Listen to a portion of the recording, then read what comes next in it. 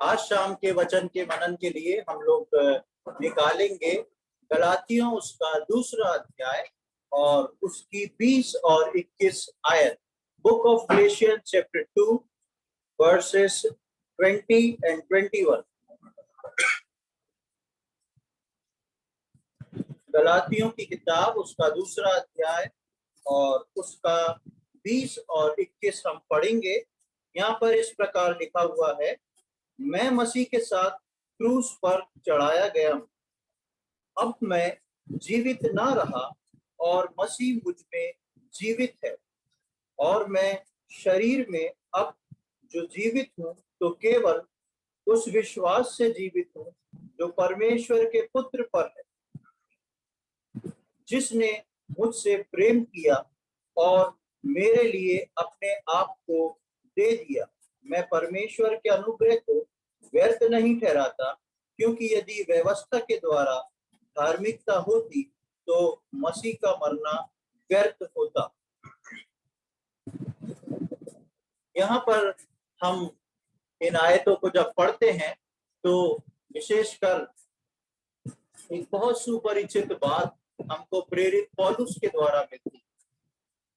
गलातियों की इस कलीसिया को पौलुस प्रेरित जो है एक पत्र को लिख रहा, और उस पत्र को लिखते लिखते वो अपना एक्सपीरियंस एक उदाहरण के साथ बताता है और इस प्रकार कहता है, मैं मसीह के साथ क्रूस पर चढ़ाया गया हूं।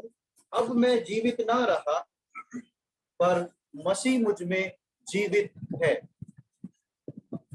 विश्वास में आने के बाद एक विश्वासी के लिए या प्रभु को उद्धारकर्ता के रूप में ग्रहण करने वाले के लिए एक बहुत ही कीमती और खास आयत को हम यहाँ पर देखते हैं। मैं मसीह के साथ क्रूस पर चढ़ाया गया। जब हम उद्धार पाके बपतिस्मा लेके कलीसिया में जुड़ते हैं, धीरे धीरे परमेश्वर जो है हमको उसके आगमन के लिए या स्वर्ग के लिए तैयार करता है, उस अनंत काल के राज्य के लिए तैयार करता है। और उस अनंत काल के राज्य के लिए तैयार करने के लिए धीरे धीरे वो विश्वासी के जीवन को आगे बढ़ा के उस मुकाम तक पहुंचाता है जिस बारे में यहाँ पर प्रेरित पौलुस बोलता है कि मैं मसीह के साथ क्रूस पर चढ़ाया गया हूं, अब मैं जीवित ना रहा। एक विश्वासी का प्रभु यीशु में परिपूर्ण होना अपने आप में मृतक होना है। आपको याद होगा पिछले दिनों में मैंने एक वचन दिया था जिसमें मैंने बताया था कि जब तक हम मरेंगे नहीं तब तक हम जो है उग के नए प्लांट में, नए पौधे में नहीं बढ़ पाएंगे। जब तक वो निरा दाना जो है सूख के मर नहीं जाता तब तक उसके अंदर से नई कोमल नहीं फूटती। उसी बात को हम यहाँ पर देखते हैं कि पौलुस जो है जब इस कलीसिया को पत्र लिखता है तो बोलता है अपने बारे में, क्योंकि वो चाहता है कि कलीसिया के लोग उस एक्सपीरियंस तक पहुंचे, और उसके लिए वो बोलता है, मैं मसीह के साथ क्रूस पर चढ़ाया गया, अब मैं जीवित ना रहा। बहुत ही खास और विश्वासियों को ध्यान देने योग्य बात है कि मैं अब जीवित ना रहा, पर अब जीवित कौन है? पर मसीह मुझ में जीवित। यीशु मसीह जो है वो मेरे और आपके अंदर किस प्रकार जीवित रहना है, जब हम पौलुस के समान इस बात को बोल सकें कि मैं मसीह के साथ क्रूस पर चढ़ाया गया। पौलुस के जीवन में उद्धार पाने के बाद एकदम से ये एक्सपीरियंस नहीं आ गया जो पौलुस बोलता है, और हर विश्वासी के जीवन में एकदम से ये बात पूरी नहीं होती कि आज उद्धार पाया, कल बपतिस्मा हुआ और परसों वो इस बात को बोल सके। बेशक जब हमारा बपतिस्मा होता है उसमें हम बोलते हैं कि जब हम पानी में डूबते हैं तो हम संसार के लिए मर चुके हैं, और जब हम बाहर निकले हैं तो वो एक उस बात का चिन्ह है कि अब हम जो हैं प्रभु के लिए जिएंगे। लेकिन पूरी तरह प्रभु के लिए जीना एकदम नहीं हो जाती। इसी प्रकार ये प्रेरित पौलुस जो था वो परमेश्वर का बहुत ही खास किस्म का एक बर्तन था, एक पात्र था, जिसने परमेश्वर की अद्भुत रीति से कई योजनाओं को खुद दुख उठा के पूरा किया। लेकिन ये पहले ऐसा काम इसके जीवन में नहीं था। हम इसके पिछले जीवन के कुछ आयत को मैं आपके सम्मुख पढ़ूंगा। प्रेरितों के काम उसका 9वां अध्याय,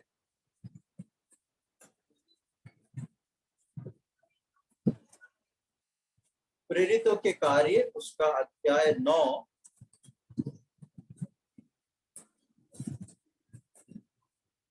book of Acts chapter 9 verse 1 and 2। प्रेरितों के कार्य उसका 9 अध्याय और उसकी पहली और दूसरी आयत। यहाँ पर इस प्रकार लिखा है, शाऊल जो अब तक प्रभु के चेलों को धमकाने और घात करने की धुन में था, महायाजक के पास गया और उसमें दमिश्क के आराधनालयों के नाम पर इस अभिप्राय की चिट्ठियां मांगी कि क्या पुरुष क्या स्त्री जिन्हें वो इस पंथ पर आए हैं उन्हें बांधकर यरूशलेम ले जाए। यहाँ पर शाऊल नामक व्यक्ति का जिक्र है जो कि पौलुस ही है।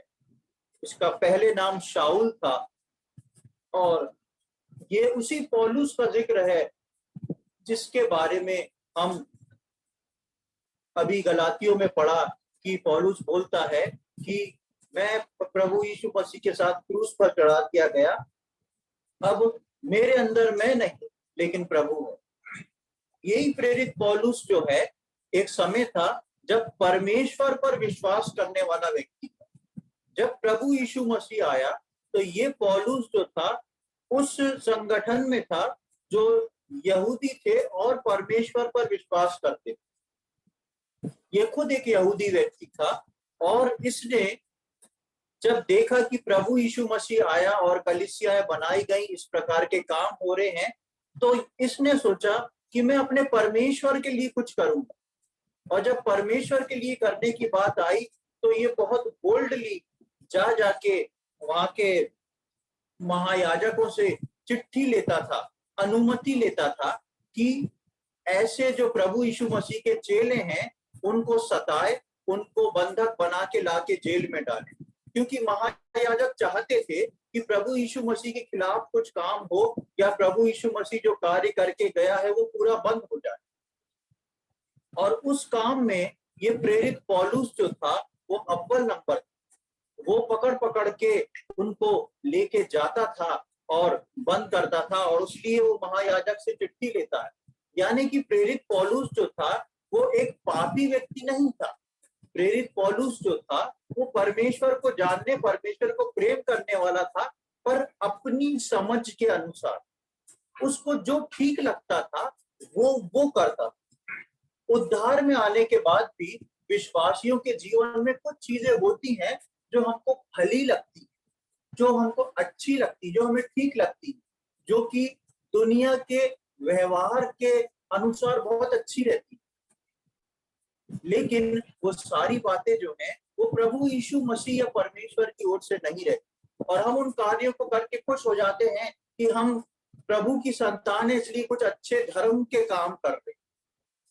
इसी तरह पर उस समय पौलुस में अपना सेल्फ का एक जीवन, पौलुस परमेश्वर को जानता था पर पौलुस में एक सेल्फ का जीवन था। परमेश्वर पर विश्वास करता था पर अंदर अपनी धार्मिकता और अहम से भरा था, इसलिए परमेश्वर के साथ होके भी परमेश्वर और उसकी योजना को नहीं समझ पाता था। जन्म से एक यहूदी था, परमेश्वर को मानने वाला था, लेकिन पौलुस जो था वो परमेश्वर की योजना को और उसकी धार्मिकता को, उसकी क्या सोच और इच्छा है, उन सबको नहीं समझता।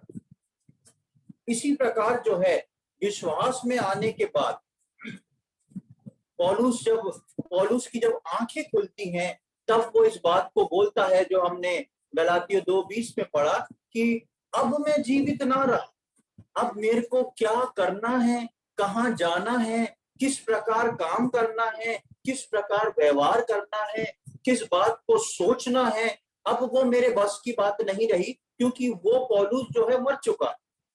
वो बोलता है अब मैं जीवित नहीं रहा, लेकिन इतने सालों में उद्धार पाने के बाद जो थोड़ा थोड़ा करके यीशु मसीह मेरे अंदर भरता चला गया, आज मेरे जीवन के डिसीजंस जो है वो यीशु मसीह लेता।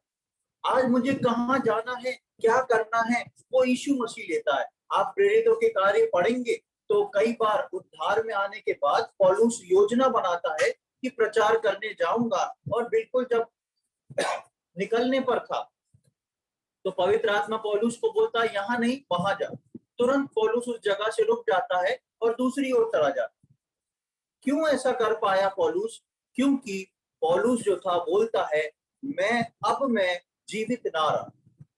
इसी प्रकार ये एक ऐसा एक्सपीरियंस है कि परमेश्वर चाहता है केवल पौलुस में नहीं, क्योंकि वो उसका सेवक था, लेकिन मुझ में और आप में ये एक्सपीरियंस तक हम पहुंच जाएं।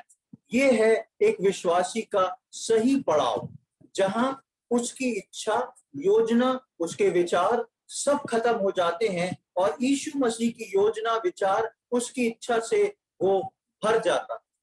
ये पड़ाव एक विश्वासी के जीवन के लिए बहुत ही महत्वपूर्ण है।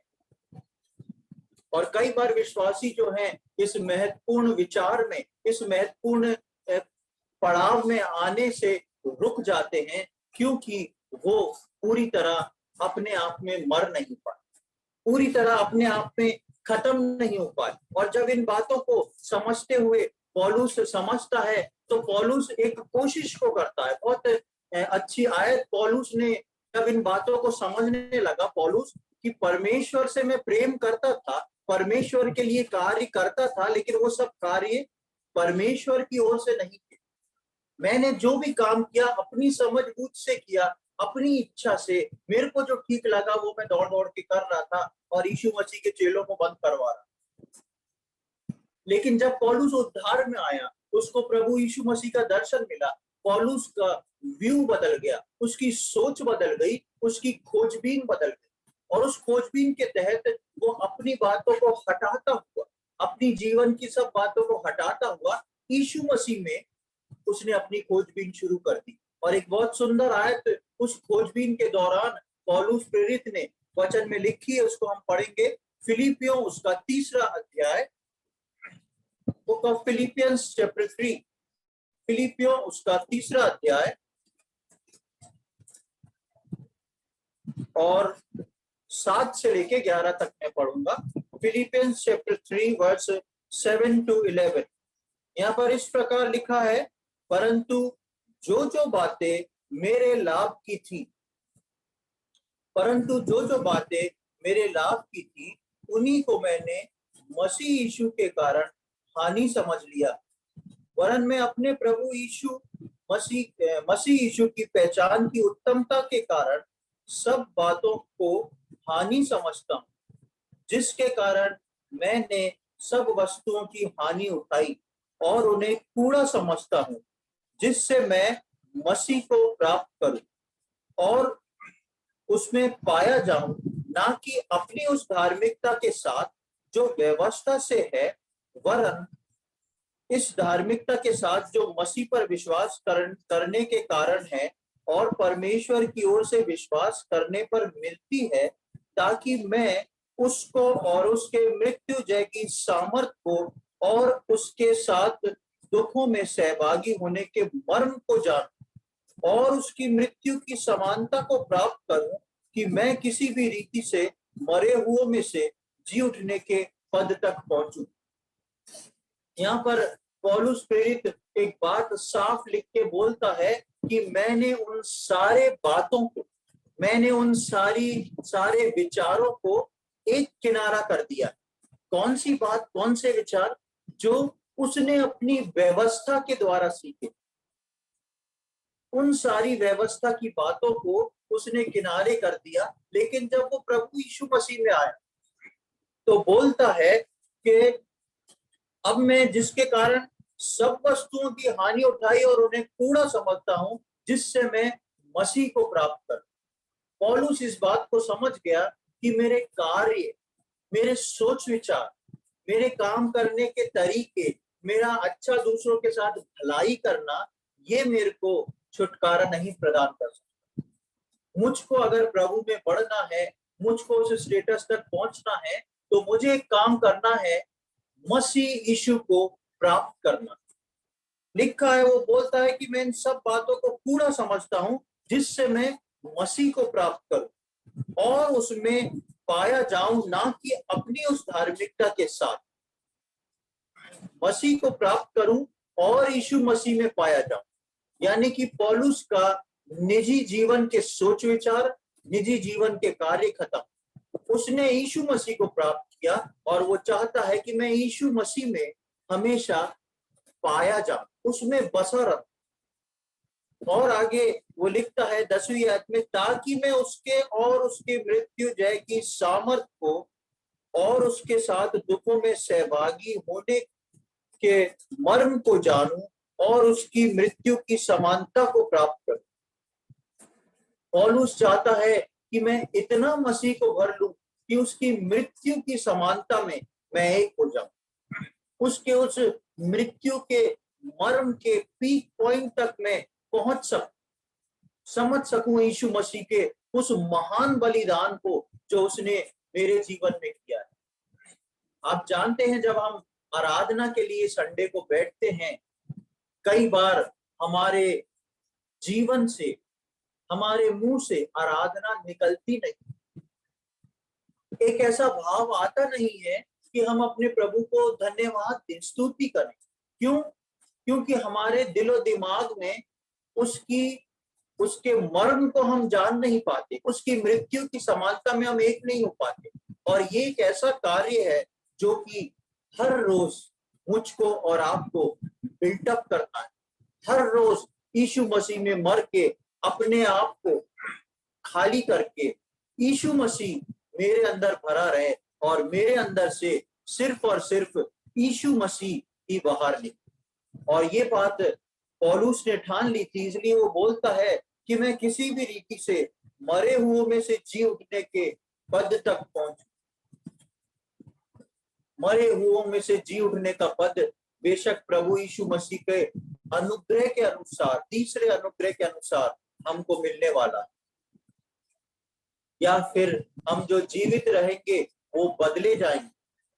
लेकिन पौलुस इस बात को इतना कीमती समझ के रखता है कि वो बोलता है कि चाहे कुछ भी क्यों ना हो, मुझको अपने प्रभु को प्राप्त करना है। हम अपने जीवन में मसीह को ऐसे प्राप्त करें कि हम में हम ना रहे, पर हम में मसीह जीवित रहे। हर बार हमारे उठते बैठते, हमारे काम करने, हमारे हर बात के तरीके में हम ना झलकें, लेकिन प्रभु यीशु मसीह झलके। कई बार हम अपने मसीह जीवन में अपने अहम के साथ चलते हैं, इसलिए मसीह को प्राप्त नहीं कर पाते। पौलुस जो था वो भी अपने अहम के साथ जब चल रहा था, तो वो सोचता था कि मैं परमेश्वर के साथ चल रहा हूँ, परमेश्वर के काम को कर रहा हूँ, लेकिन उसके साथ जो था उसका अहम चल रहा था, उसका सेल्फ चल रहा था। और जब यीशु मसीह इस दुनिया में आए, तो यीशु मसीह ने एक बहुत ही सुपरिचित आयत को बोला अपने चेलों को, उसको पढ़ लें, क्योंकि वो बार बार पढ़ना और ध्यान रखना हमारे लिए बहुत जरूरी है। मत्ती रचित सुसमाचार उसका 16वां अध्याय और उसकी 24 और 25वीं आयत। Gospel according to Matthew chapter 16 verse 24 and 25।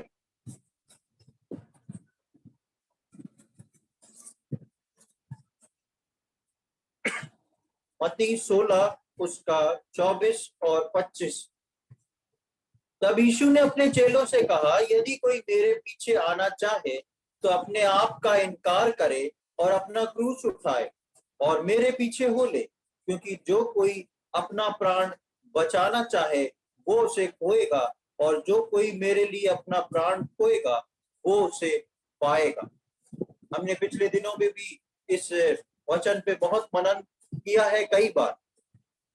जो कोई मेरे पीछे आना चाहे अपने अहम को उसको छोड़ के आना है। पौलुस जब तक सोचता रहा कि मैं परमेश्वर के पीछे चल रहा हूं, और जब तक उसने अपने अहम को नहीं छोड़ा, जब तक उसने सोचा कि मैं ऐसा कर लूंगा वैसा कर लूंगा, तब तक वो कभी भी परमेश्वर के लिए उपयोगी ना हुआ, ना ही उसका वो कार्य परमेश्वर के लिए गिनती में आया।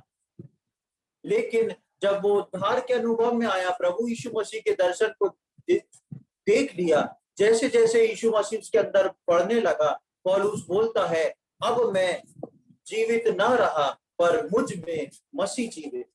और मसीह में जीवित होने के बाद हम देखते हैं कि पौलुस प्रेरित ही अपने आप में एक ऐसा चेला है जिसने सबसे ज्यादा लेटर्स लिखे हैं, या सबसे ज्यादा पुस्तक नए नियम में लिखी, एक उपयोगी पात्र बन गया। जब तक वो खुद में जीवित रहा और मसीह बाहर रहा, तब तक वो अपने शरीर से बहुत संघर्ष करता रहा, बहुत सारी चीजें इधर भाग उधर भाग, और परमेश्वर के का काम समझ के उसके चेलों को उठा के बंद करना, कलीसियाएं बंद करना, सब काम करता रहा, लेकिन वो सब बेकार।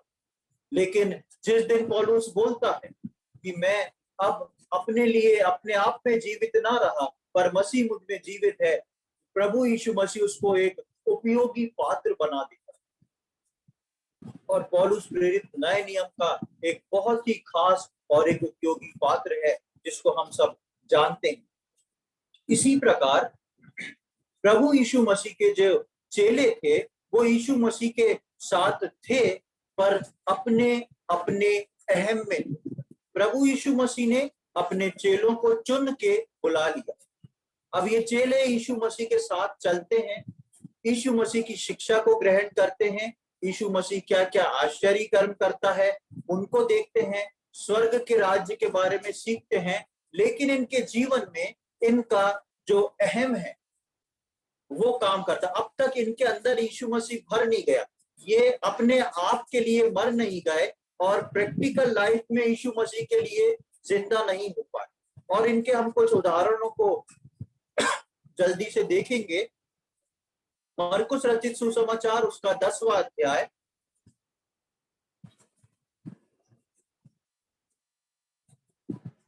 Gospel according to Mark chapter 10, मरकुस रचित सुसमाचार उसका 10वां अध्याय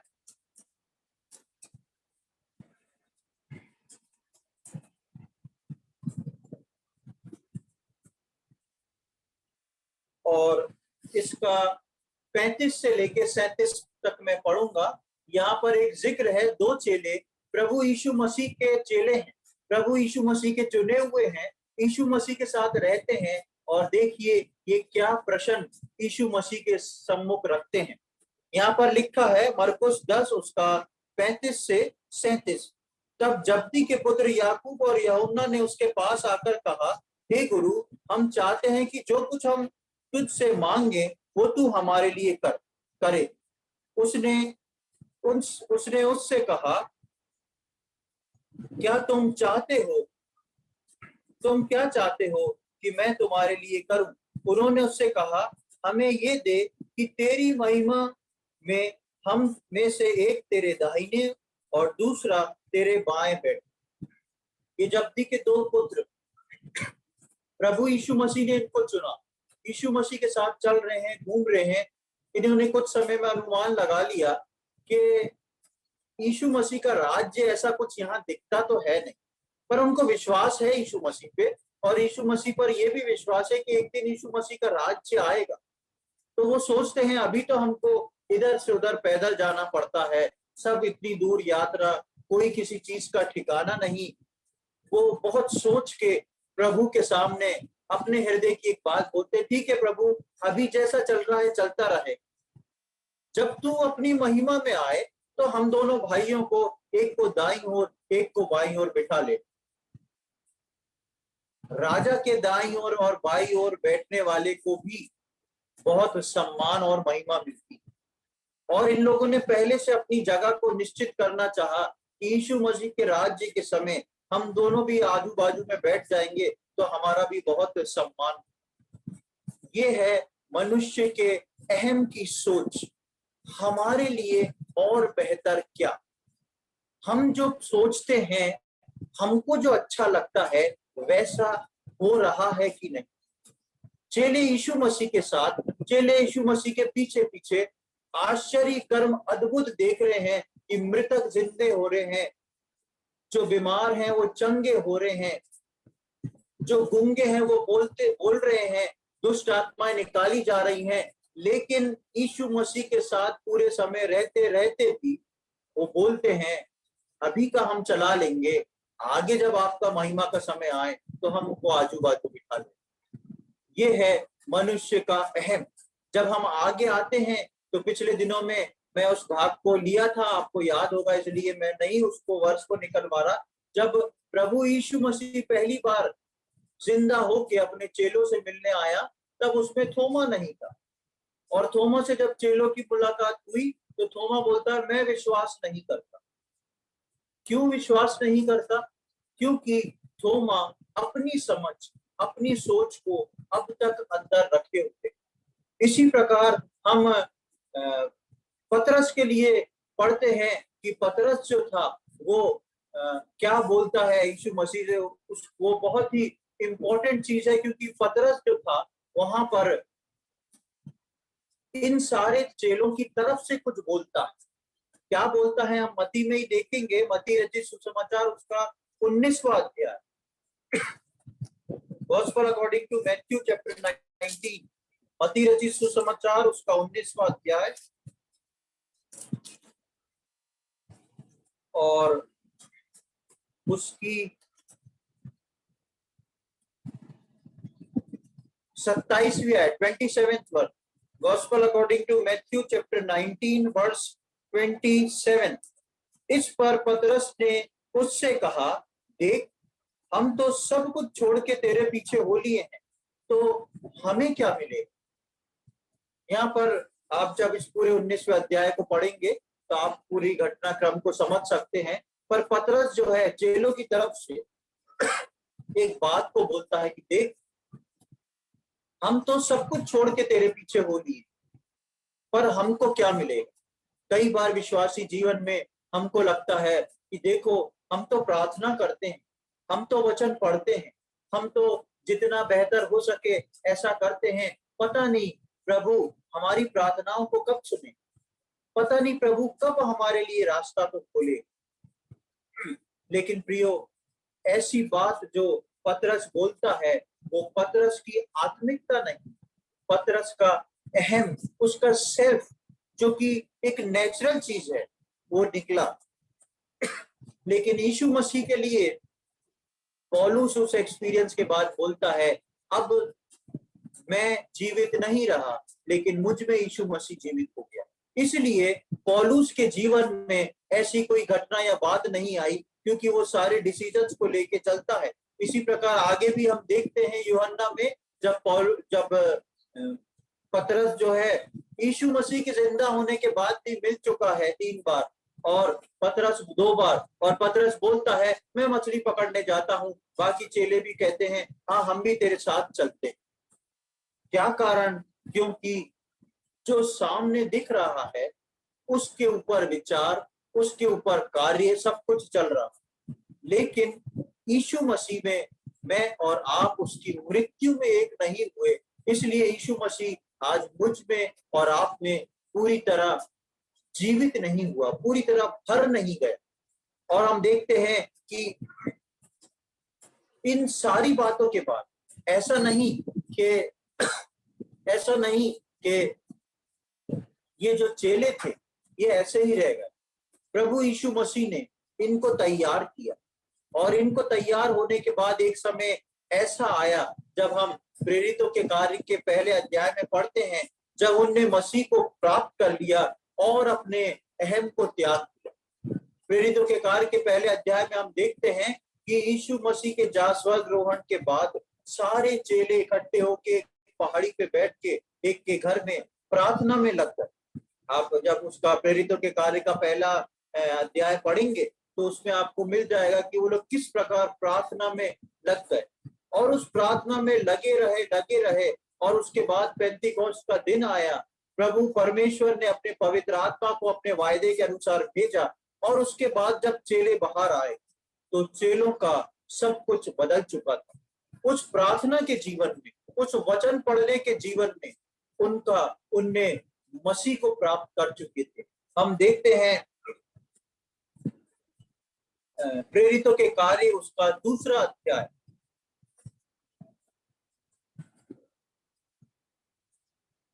बुक ऑफ एक्ट्स चैप्टर 2, प्रेरितों के कार्य उसका 2 अध्याय और उसकी 37वीं आयत, 37th वर्ष। कई बार हम पढ़ चुके हैं, पर बहुत ध्यान से इसको आप मेरे साथ पढ़ें। तब सुनने वालों के हृदय छिद गए और वे पतरस और शेष प्रेरितों से पूछने लगे, हे भाइयों, हम क्या करें? और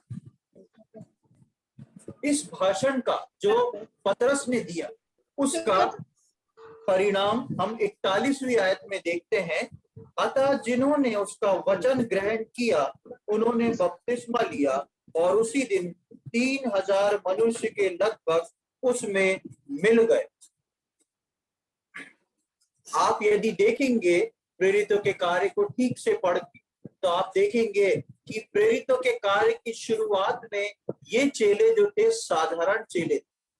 ये चेले अपने अहम को लेके जाने वाले चेले थे, अपने सेल्फ डिसीजन, अपने सेल्फ सोच विचार या उनको जो पसंद है उसको रखने वाले चेले थे। लेकिन यहाँ पर हम देखते हैं कि कुछ घटना बदल गई, और इस बदली घटना में पतरस जो था, जो कि बहुत ही हड़बड़ाने वाला इंसान था, वो जब वचन देता है तो लिखा है कि 3000 लोग जो थे वचन पर विश्वास करके बपतिस्मा लेके कलीसिया में जुड़ गए, उन चेलों के साथ जुड़ गए। अब तक यीशु मसीह के लोगों की या यीशु मसीह से प्रार्थना करने वालों की संख्या क्या थी, वो भी हम प्रेरितों के कार्य में देखते हैं। आप इसके पहले अध्याय में देखें, पहले अध्याय के 15वीं आयत में एक बात लिखी हुई है।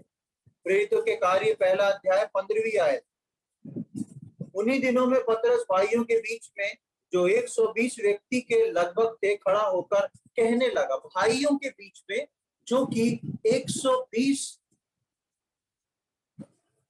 व्यक्ति थे, लगभग 120 व्यक्ति प्रेरित और बाकी लोग जिन्होंने यीशु मसीह पर विश्वास किया था, बाकी लोग जो इकट्ठे होकर प्रार्थना कर रहे थे, वो सब 120 व्यक्ति थे। लेकिन क्या होता है जब पतरस अपने पहले भाषण को देता है तो ये 3000 लोग उद्धार में आ जाते हैं, और अब ये 120 नहीं रहे, इनके अंदर 3120 हो गए। क्या कारण था? पहले चेलों का अहम काम किया। जब चेलों में पवित्र आत्मा काम की, जब चेलों ने उस पवित्र आत्मा के तहत प्रार्थना और वचन को लेके उसके तहत जब उन्होंने प्रभु यीशु मसीह के साथ अपने आप को क्रूस पे चढ़ा दिया, अपने आप को पूरी तरह मार दिया, जब वो प्रेरित कह पाए कि पौलुस के समान कि अब मैं जीवित ना रहा पर मुझ पे प्रभु यीशु मसीह जीवित है, तो हम देखते हैं एक बड़ा कार्य होता। क्यों? अब चेलों में सेल्फ काम नहीं कर रहा था, वो अपने आप में मर चुके थे और अब यीशु में उनका जीवन था। इसलिए भाषण में उनके मुंह से जो पतरस ने भाषण देना शुरू किया, पतरस के भाषण में पतरस के मुंह से शब्द नहीं निकल रहा था, लेकिन प्रभु यीशु मसीह निकल रहा, क्योंकि इतने दिन में पतरस ने यीशु मसीह को भर लिया था। और जब पतरस के भाषण में प्रभु यीशु मसीह निकला तो एक आश्चर्य कर्म हुआ कि जो अब तक नहीं हुआ था, एक बार में 3000 लोग उद्धार में आ गए। प्रियो, परमेश्वर चाहता है मैं और आप इस रीति से इस्तेमाल हुए, मेरे और आपके अंदर इस प्रकार से काम हो कि हमारे अंदर प्रभु यीशु मसीह ऐसा भर जाए कि जब हम बोलें तो लोगों का उद्धार हो, जब हम चले फिरे कोई कार्य को करें तो लोगों को छुटकारा मिले, जब हम कोई बात बोलें तो लोगों को तसल्ली मिले, जब हम प्रार्थना करें तो लोगों को चंगाई मिले, कुछ काम हो। परमेश्वर चाहता है परमेश्वर मुझको और आपको सिर्फ उस पद तक नहीं रखना चाहता कि हम संडे को थर्सडे को बाइबल खोलें, वचन सुने, बोले बहुत अच्छा है, प्रार्थना करें, बात दूसरे दिन खत्म हो गई। 3-4 दिन बाद फिर से हमने वचन सुना तो हमको याद आ रहा है क्योंकि उस पर अंडरलाइन करी हुई, अरे इस पे मैंने अंडरलाइन करी थी, इसको कभी तो सुना होगा। लेकिन पौलुस बोलता है, अब मैं जीवित न रहा पर मुझ में मसीह जीवित है। प्रियो, आज हम इस बात को सोच के देखें, मैं और आप उस पड़ाव तक आप पहुंचे हैं क्या? पौलुस प्रेरित और बाकी चेले भी एक बार में उस पड़ाव पर नहीं आ गए, पर ऐसा भी नहीं हुआ कि सालों साल बीत रहे हैं और उस पड़ाव तक हम पहुंचे ही ना। परमेश्वर चाहता है कि हम उस पड़ाव तक पहुंचे जहां पर हम यीशु मसीह की मृत्यु की समानता में एक हो जाएं और हम इस बात को पौलुस के समान बोल सकें, अब मैं जीवित ना रहा पर यीशु मसीह मुझ में जीवित। मेरा और आपका डिसीजन, मेरा और आपका चाल चलन, मेरा और आपका सोच विचार, मेरा और आपका उठना बैठना, प्रार्थना करना, दूसरों को सुसमाचार सुनाना इस प्रकार का हो कि हमारे जीवन के द्वारा यीशु मसीह बाहर निकल रहा। और ये तभी होगा जब हम अपने सेल्फ का डिनाई पूरी तरह कर सकते हैं। इसीलिए यीशु मसीह ने बोला, जो कोई मेरे पीछे आना चाहे पहले अपने अहम को पीछे छोड़ के रखे, अपने सोच विचार अपने अहम को रखे। और मैं आपको एक बात बताऊं, शुरू में ये बहुत कठिन लगता, लेकिन यदि हम उस पर चलने लगे तो एक ऐसी आनंद की भरपूरी का जीवन परमेश्वर देता है जिसमें आपको वो आनंद कहीं दुनिया में मिल ही नहीं सकता। ऐसा आनंद, कैसा आनंद जब हम अपने आप में मृतक हो जाएं और प्रभु यीशु मसीह में जीवित हो जाएं। पतरस ने इस आनंद को लिया और पतरस जो कि कुछ ऐसा जानता ना बोलता था, जब पहली बार भाषण दिया उसके मुंह से शब्द नहीं, यीशु मसीह निकला और 3000 लोग बचाए गए। प्रियो, मैं इस बात को सोच के देखे मैं और आप कि हमारे जीवन से, हमारे जीवन के व्यवहार से, हमारे बोलचाल से आज कौन बाहर आता है? क्या प्रभु यीशु मसीह बाहर आता है जिससे लोग जीवन पाते हैं, या ऐसी बातें, ऐसी चीज बाहर आती है जिससे लोग ठोकर खाते हैं? प्रभु यीशु मसीह एक जगह बोलता है, ठोकरों का आना तो अनिवार्य है, लेकिन हाय उस पर जिसके कारण ठोकर आती है। विश्वासी जीवन में मैं और आपको ठोकर का कारण नहीं, लेकिन दूसरों की विश्वास योग्यता बढ़ाने का, दूसरों को प्रेम में बढ़ाने का, दूसरों के अंदर मसीह को भरने का कारण बनना। प्रियो, इन सब बातों को समझने में प्रभु हम में से प्रत्येक की सहायता करे। प्रभु सहायता करे कि हम इन बातों को सीखें, समझें और पौलुस के समान हम इस बात को बोल सकें कि अब मैं उस पड़ाव तक पहुंच गया हूं जहां पर मैं अब अपने अंदर नहीं रहा, लेकिन मसीह यीशु मेरे अंदर जीवित है। प्रभु इन बातों को समझने में प्रत्येक की सहायता करे। प्रभु के नाम की महिमा।